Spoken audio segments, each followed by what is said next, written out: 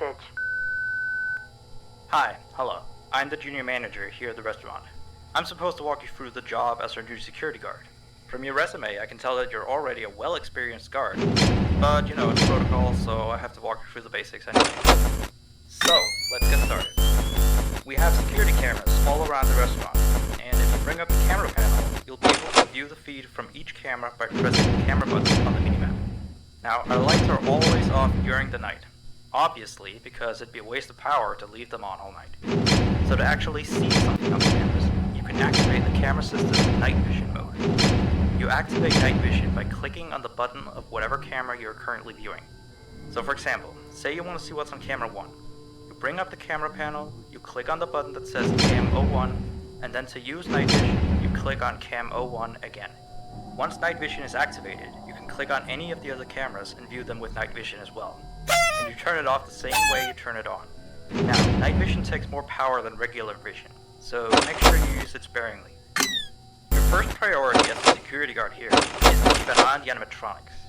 Those are really expensive machines, and we do not want them stolen. And you keep an eye on them through the cameras. We have quite a few animatronics here at Candy's. There's of course the cats Candy and Cindy, there's Chester the chimpanzee, there's the penguins, just lots I tell ya. So, you also have 3 security doors in your office, each of which can be closed by pressing the door button by each door. These are here in case you're in some sort of danger, but personally I just use them to shut myself off from the world when I need a break. But don't let me be your role model on that one. You need to remember that closing these doors takes power, and the longer they're closed, the more power they drain. Now, I know that sounds kinda backwards, but you have to trust me on that one. I think it's something about the doors having an automatic fail-safe feature in case the power gets cut off. So they open up if there's no more power. All I know for sure is that they do use more and more power the longer they're closed, so you don't want to keep them closed for too long at a time. Now, the reason I keep mentioning the power is because the restaurant uses a backup power generator at night, which only has a certain amount of juice in it. So anything from viewing the cameras to using the security doors takes power. You can see how much power you have left on the computer on the desk in front of you. Try not to run out of power. If you do though, you won't be stuck in the office since the doors will always open up anyway. Oh, and one last thing. The animatronics aren't completely turned off at night, so they might start walking around a bit. But just be careful not to let any of them into the office, cause we have stuff in there we don't want damaged or anything. Though, don't bother with the ticket booth door. They won't attempt to get in through there. That should be all. You'll hear from me again on your next shift. Have a good night.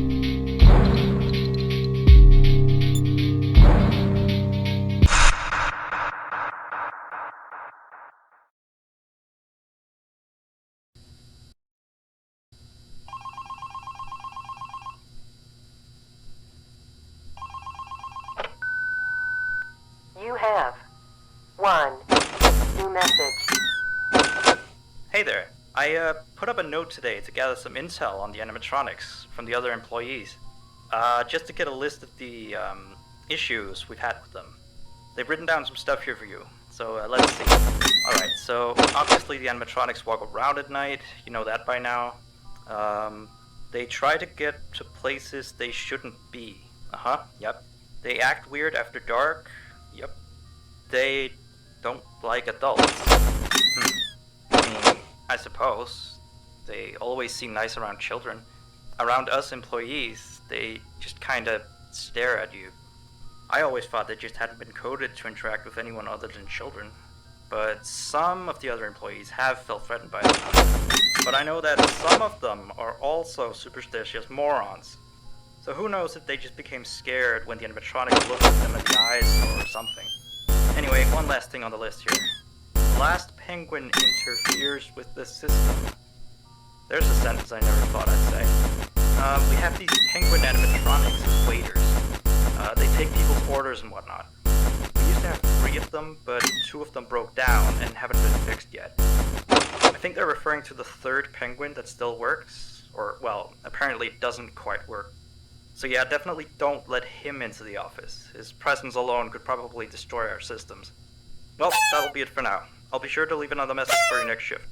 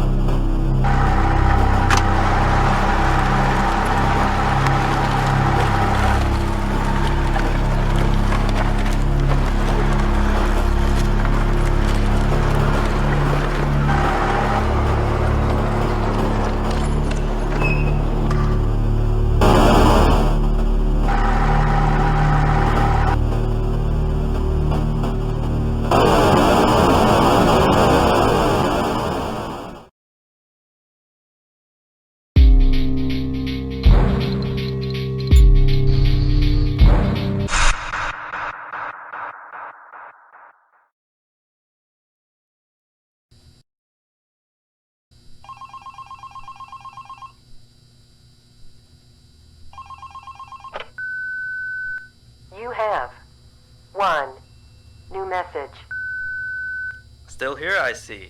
Awesome job these last 2 nights. You're already way better than our previous night guard. He didn't even stand 2 nights before he brought a wrench to his shift and tried to destroy one of our animatronics. The animatronic in question is the Blank character, the one in the drawing room on camera 11, I think. Yeah, I'm surprised he still works. And despite the holes and the fact that his left arm and the back of his head is missing, the kids still really like him. Anyway, ever since that day, Blank's been acting almost more strange than the other animatronics.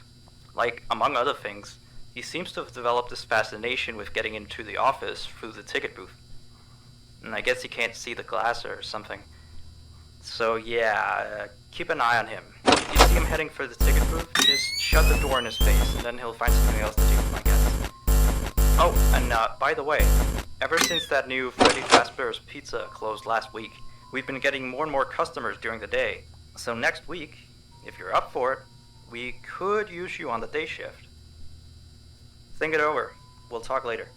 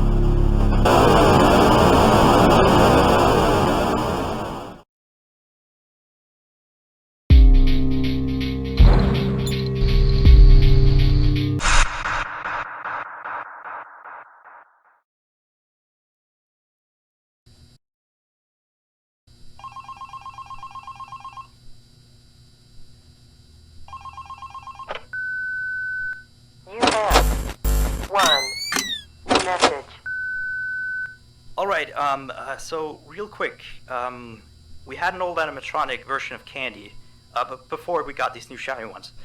Anyway, he was supposed to be out of commission ever since he was involved in this incident with a customer. An adult customer, luckily. Not a child. Not that the children aren't safe here, that's not what I... Anyway, our technician has tried to fix him up for some time, and he wants me to warn you that old Candy might start walking around as well. He should be in parts and service. That's camera 10, I believe. Keep a real good eye on him. He's quite big, so just be careful around him. That's all. Keep up on the good work. Oh, and I heard you took the day shift offer. Nice.